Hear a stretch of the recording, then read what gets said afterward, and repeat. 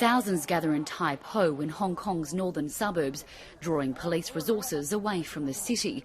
They block off roads and put up barricades before scattering on the train to their next location. These protests have become coordinated and well organised. They regroup at Tai Wai, closer to the city, and again cause chaos. Despite keeping them on their toes, security forces are well prepared. Police have just fired a few rounds of tear gas over here. They've now moved forward. They're holding a united front, and the protesters are taking shelter just over here. But the battle doesn't last long. The protesters now moved to Nathan Road, which is a popular tourist district here in Hong Kong.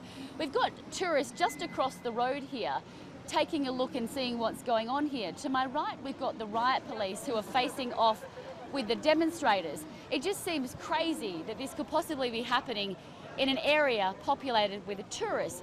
But that is the strategy of the demonstration here, is to try and scatter the police in as many different locations as possible. Do you feel unsafe? I'm uneasy, of course.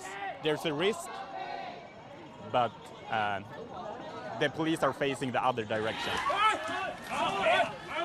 Local residents join in. This woman is arrested and taken away, sparking an angry outcry. I'm angry with their actions because they are not doing something that the police should do. Yeah, so I think most of the Hong Kongers will be very angry about the action of the police. They use people power to push back police, who respond by showering them with tear gas. Tourists and bystanders are sent fleeing. What started off as a peaceful demonstration is becoming increasingly violent. This is the start of the 10th week of protests here. More than 500 protesters have been injured. A further 500 have been arrested. Police say they fired close to 2,000 rounds of tear gas, and those numbers are only likely to increase. The proposed extradition bill, which started this demonstration back in June, was just the catalyst for a much wider protest for greater democratic freedoms against Beijing's tightening grip. It's largely being driven by university students and young professionals. The One Country, Two Systems agreement ends in 2047, just 28 years away. That's when China takes over Hong Kong in full, well within the lifetime of these young protesters. It's their own future they're fighting for.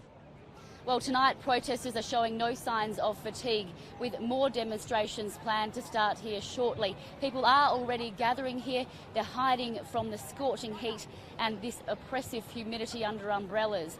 Over the past 10 weeks, Sundays have seen the biggest and most violent clashes, and with the Hong Kong government refusing to bow to their demands, once night falls, we'll see if that trend is set to continue.